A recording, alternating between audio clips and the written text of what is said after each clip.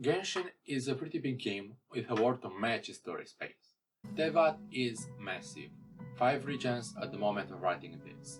From rainforest with giant mushrooms to our gigantic trees, to deserts of marvelous pyramids reminiscing about ancient gods. From the cities of Fontaine with mechs wandering the streets and people with modern tires, to humble villages on which only the wind and water make rumble some noise, comforting you when walking through the fields. Tevat is diverse, wonderful, and awaits to be explored by travelers and adventurers.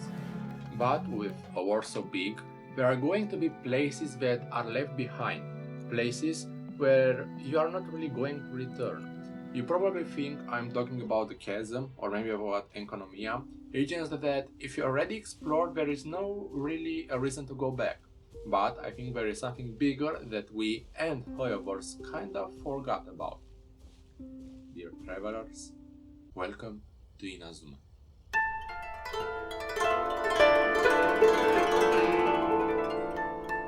Somewhat recently, I feel like this region was left behind. The last event that took place in Inazuma was in 3.7 during the TCG tournament when we went through all of Tevat. And a little detail, the characters from Inazuma are appearing more in other nations. And I don't mean Kirara, who is an international delivery driver, but endemic characters like Ayato and Dayaka, which played, for example, a big part in Roses and Musquets, goated event by the way, or Iton Shinobu during the Arataki Blazing Armor Beetle Battle Bootcamp that took place in Liyue.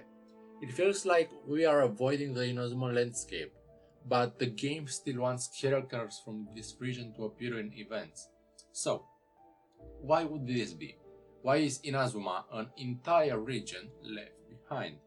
A valid reason would be the release of Fontaine, but we had the poetry event, a pretty big one with an interesting story taking place in Liyue in collaboration with Mostad, or a smaller one, Dodoko's Bombastic Adventures.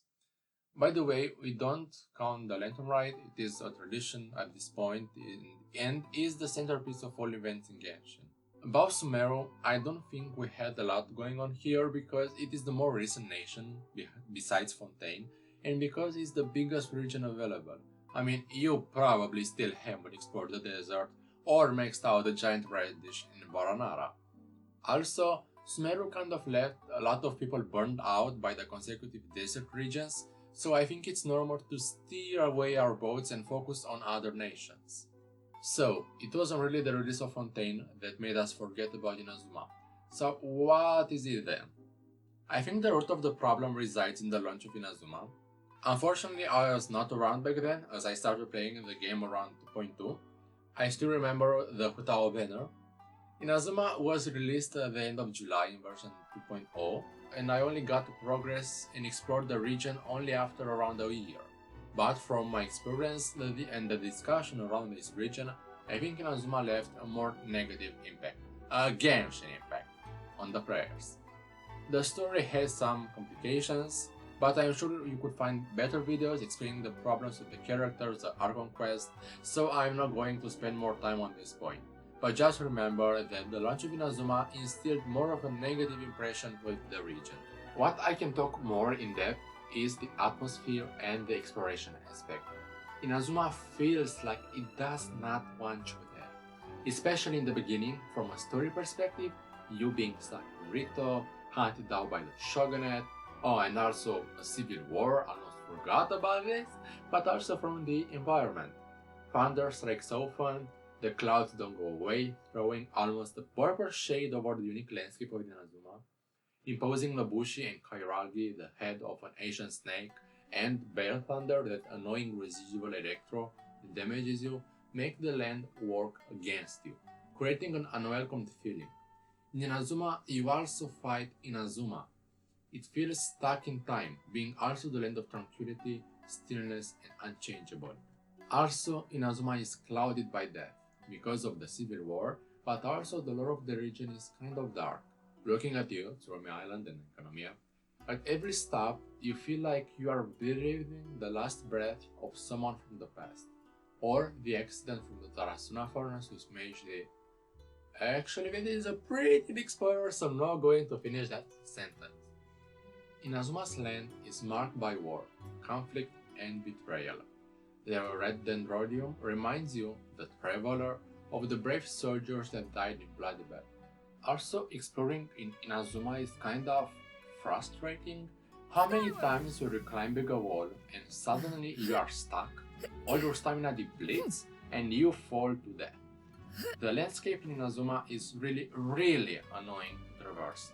Also, another annoying aspect of Inazuma exploration are the barriers, like the Tatarasuna one. This way of restricting exploration is frustrating to say the least. And to get rid of this, you need to go to Tatarasuna every day and do some quests to unlock the furnace. Also, the residual electro energy that damages you is just plain annoying, and to counter it more efficient, you need to explore more to upgrade your electrogranum. These little bits of pure annoyance and frustration leaves you with a sour taste. But still, Inazuma is really beautiful. In my opinion, it has the greatest aesthetic, leaving the most deep and remarkable impression on the player. The Narukami Shrine, the city of Inazuma, Sangonomiya's Shrine, the floating stones of Narukami Island, Chinju Forest, and even Tsurumi Island are amazing sights to stumble upon. Even the color of the grass is unique. Another point for the game avoiding Inazuma is also its geographical location. We are going back to the 5th grade. As you know, Inazuma is inspired by Japan, so it shares a lot of similar traits, like the country being ruled by a shogunate, the architecture of the buildings, the bloody history, the enemies, and the culture. But also by a geographical and political standpoint, Inazuma, like medieval Japan, is an isolated country. Between the Land of Thunder and Liyue is a whole ocean, which is under constant storms, making it very hard to enter the country. And even after we reach the resolution of the story and some of the obstacles are gotten rid of, Inazuma is still so far from the main lane. Just next time you log into Genshin, open the map and notice how far away Inazuma is. It feels really disjointed from the world of Tevad, living in its own little bubble. Our mission in Inazuma was to make it re-enter the flow of time, to let the stillness and infinity be replaced by change, to open the borders and introduce this land to the outside world. But even if we get characters visiting other nations, Inazuma still feels living separately. We stop seeing the evolution of this nation, and just Ayato telling us he is working on diplomatic relationships is not enough. We are told and not shown how Inazuma is developing now, with the exception of some events from the past. So we, as the players, lost connection to this land, which is kind of sad for the Japanese-inspired nation that just holds so much potential. So, to reach a conclusion, I think Inazuma is somewhat neglected because the players don't have so much of an emotional attachment. This resulting from the fact that the launch disappointed some people and the writing for this region is kind of weak. The dark nature of the Electro region makes it somewhat unwelcoming compared to the others. The little annoying parts of exploration also leave a negative mark, making the traversal feel annoying and frustrating. Also because Inazuma is so far, and also because we didn't get any significant update, this region feels disconnected from the rest of Tevat, left behind gathering dust, just like before when Tranquility described this region. Maybe the devs are cooking something on the back stove for Inazuma, and I hope we revisit this land pretty soon.